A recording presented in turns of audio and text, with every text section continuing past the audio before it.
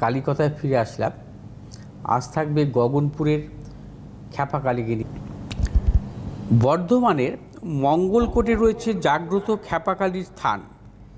এই কালী পুজোকে কেন্দ্র করে একটি অলৌকিক ঘটনার উল্লেখ পাওয়া যায়।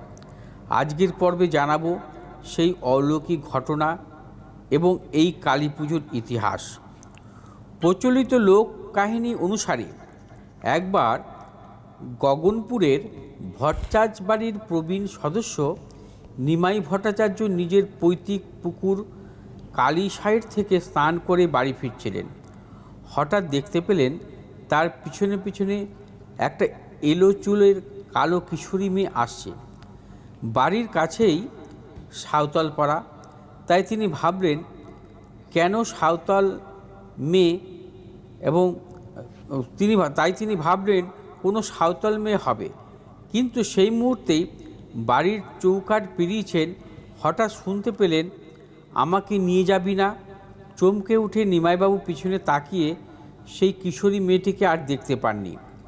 সেই রাতেই ধার্মিক নিমাই ভট্টাচার্য স্বপ্নে মা কালীকে দেখলেন এবং মা কালী তাকে তার পুজো শুরু করার নির্দেশ দেন। মা কালীর নির্দেশেই শুরু হয় কালী পুজো। সেই এলো চুলের মেয়েটিকে খেপির মতন দেখতে লাগছিল, তাই মায়ের নাম রাখা হয় খ্যাপাকালী। যেহেতু তার গায়ের রং ছিল কালো, তাই মায়ের গায়ের রং করা হয় কালো।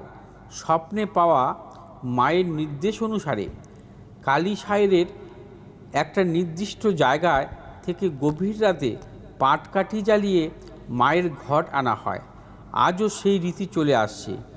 বিশেষ করে ওই স্থানে নাকি স্বয়ং মহাদেব বিরাজ করেন, এমনটাই বিশ্বাস করেন গগনপুরের মানুষ। প্রথম দিকে তালপাতার ছাউনি দেওয়া ঘরের মায়ের পুজো হতো।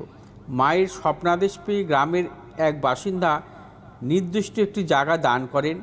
পরবর্তীতে সেখানে গড়ে ওঠে স্থায়ী মন্দির। এখনও আছে পঞ্চমুণ্ডির আসন। প্রতিটি অমাবস্যা তিথিতে বিশেষ পুজোর আয়োজন হয়, বহু ভক্ত সমাগম হয়।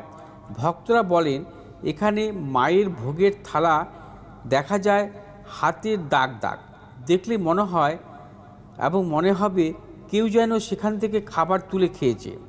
মনে করা হয় সবার অলক্ষ্যে স্বয়ং মা এসে ভোগ খেয়ে গেছেন। এই অঞ্চলের যে কোনো শুভ কাজে খ্যাপা মায়ের আশীর্বাদ নেওয়ার রীতি আছে। শুভ কাজে যাওয়ার আগেই খ্যাপাকালীর পুজোয় ব্যবহৃত ফুল নিয়ে সঙ্গে রাখেন।